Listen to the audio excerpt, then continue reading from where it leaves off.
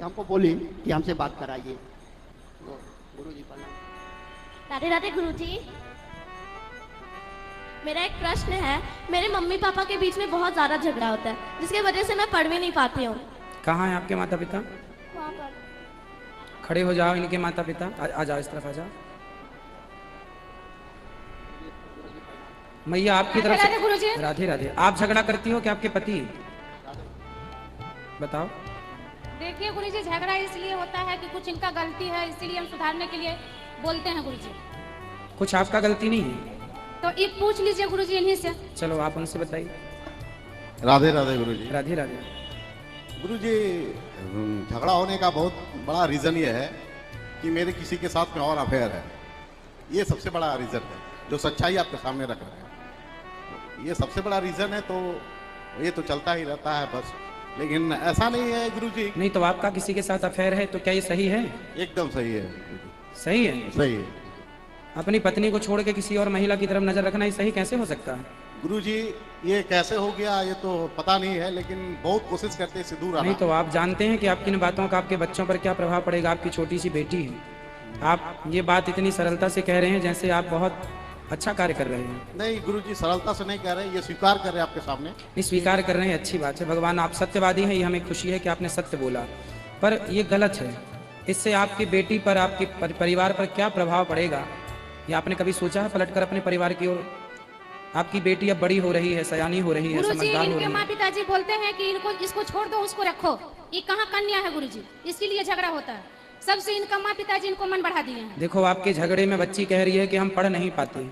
ये उम्र आपकी एक अच्छे पिता बनने की, आदर्श पिता बनने की है। ये उम्र अब दूसरा विवाह करने की नहीं है। अब आपकी बेटी बड़ी हो गई, 12 साल की तो होगी, 8-10 साल की, 10-12 साल की बेटी है। 18 साल का लड़का है गुरुजी। अच्छा, आपका 18 साल का लड़का है? हाँ गुरुजी। अब देखो बेटी सयाने इनको हम गुरुजी छुड़ाने का कोशिश करते हैं, ये बोलते हैं, लेकिन इनका माँ पिताजी का कहने का उद्देश्य है कि इसको छोड़ो, ये बदमाश है, उसको रखो।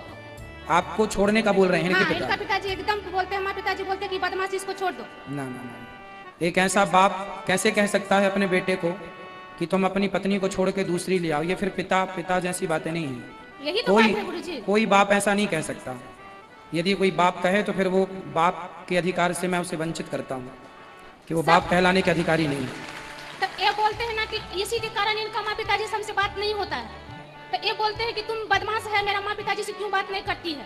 तो क्या गुरुजी? आप अपने सास ससुर की सेवा करते हैं? सेवा सब चीज करते थे पिताजी, लेकिन वो कहते हैं कि नहीं, ये बदमाश है, ये बदमाश है, बदमाश है, बदमाश करते रहते। चलो आपके पति से, अच्छा आपकी, चलो आप पति से बात कराओ।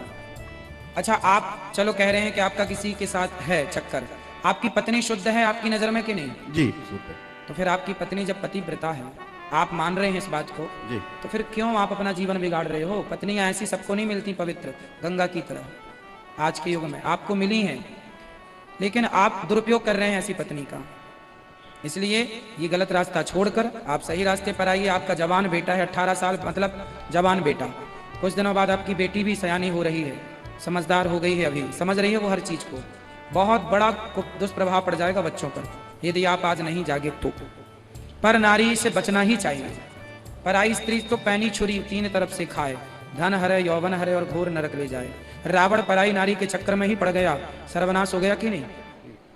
दुशासन ने पराई नारी को स्पर्श कर लिया, सर्वनाश हो गया कि नहीं? जी जी। फिर आप कैसे बचेंगे यदि आप नहीं जागे तो? ये समझ लो कि आपको वृंदावन बिहारी जी इसलिए बुलाए हैं कि मैं आपको समझा सकूं। यदि मेरा समझाया मान जाएंगे तो आपकी जिंदगी सवर जाएगी, नहीं मानेंगे तो फिर आप जिम्मेदार होंगे। तो क्यों आप इस चक्कर में पड़े हैं? अपने मन को हटाइए कहीं से। तो जिस महिला के चक्कर में आप पड़े हैं वो शादीशुदा है या कुंवारी है? नहीं, बैचलर है। मतलब कुंवारी विधवा? है। नहीं, कुंवारी। कुंवारी है। तो आप अपना भी जीवन बिगाड़ रहे हैं और उस लड़की का भी जीवन बिगाड़ रहे हैं। उसका भी घर बार आगे बनेगा, उसका भी विवाह होगा, उसका भी जीवन सवरेगा।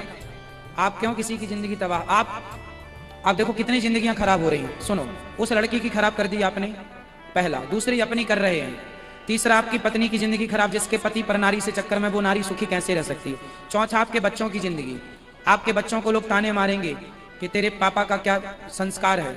जब बाप का संस्कार ऐसा है तो बच्चों को सुनना पड़ेगा, भले वो गंगा की तरह पवित्र हो। तो आप बहुत गलत कर रहे हैं 4 लोगों के साथ, अपने साथ, उस लड़की के साथ, पत्नी के साथ और अपने बच्चों के साथ। गलत रास्ता छोड़ दीजिए, मेरी हाथ जोड़ के विनती है आपसे। ठीक है। ठीक है।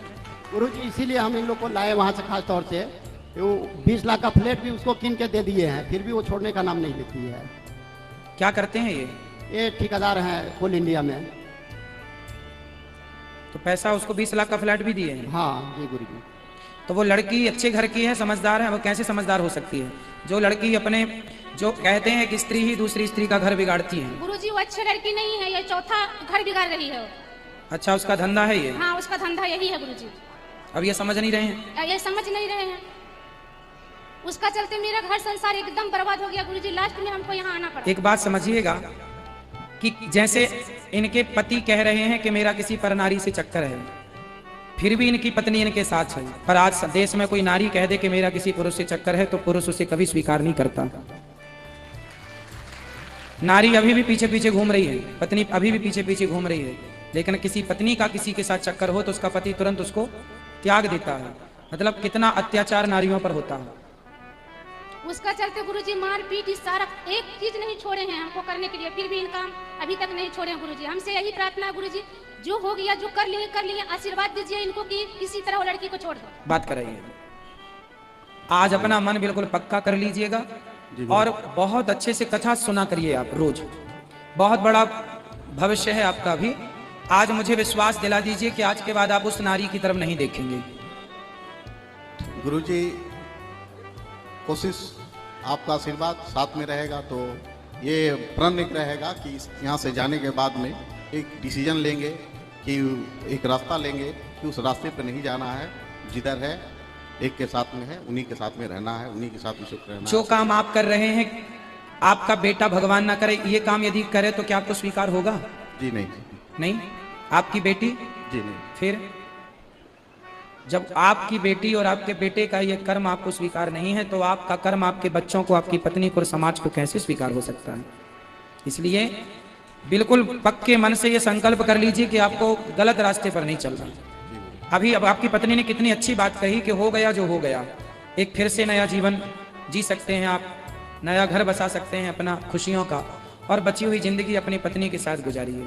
आप एक छांव की आज ही कथा में हमने कहा, आप एक स्त्री क्या 10 स्त्रियों के साथ रह जाइए तो आपका मन कभी भरेगा नहीं। ये मन बड़ा चंचल है। स्त्रियों के संबंध से किसी का मन भरता तो लोगों ने तो बहुत सारे राजा महाराजाओं ने बहुत सारी स्त्रियों का संग किया है, फिर भी याद रख सिकंदर के हौसले तो वाली थी, परंतु जब जमी से गया तो दोनों हाथ। एक छाएं किसी की पूरी नहीं होती। किसी से पूछ लीजिए संसार में एक छाएं पूरी हो जाए तो। इसलिए भगवान राम ने एक पत्नी व्रता का व्रत लिया है, उन्हीं आदर्शों पर हमें चलना चाहिए, उसी पद चिन्हों पर चलना चाहिए। एक पत्नी व्रता बनना चाहिए, एक पतिव्रता और एक पत्नी व्रता।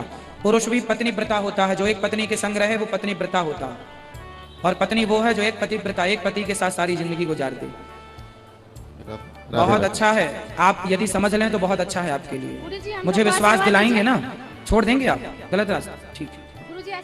हेलो। बोल रहे हैं कि प्रभु जी हम तो ज़्यादा टाइम नहीं मिल पाता है, बट आपका बेहक वाला जितना है वीडियो वो सुबह में देखते हैं, बहुत प्रेरित है हम लोग आपसे। मैंने क्या हम बोले, इनका तो किचन रूम में भी आपका यूट्यूब में चलता रहता है। ये बोली कि देखिए ऐसे नहीं होगा, चलिए थोड़ा गुरु जी से भी बात करेंगे तो हो सकता है कुछ निवारण वहाँ से हो, कुछ आप में सुधार आए।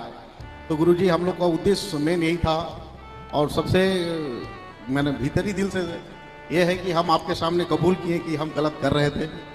गलती करना गलत नहीं है, गलती को करके उसे छिपाना गलत है। जबकि आपने स्वीकार किया, ये आपकी बहुत बड़ी अच्छाई है कि आपने गलती करके उसे स्वीकार किया। यदि स्वीकार कर लिया है तो मुझे विश्वास है कि आप उसे सुधार भी कर लेंगे। सुधार कर लेंगे तो फिर आप जैसा अच्छा इंसान नहीं हो सकता कोई। गलती करना, सबसे गलतियां होती हैं, पर उसे स्वीकार करके सुधार कर लेना आपके लिए अच्छा हो जाएगा। ठीक है, तो आप उसे स्वीकार कर चुके हैं, आप सुधार और कर लीजिए। राधे राधे। खुश रहिए।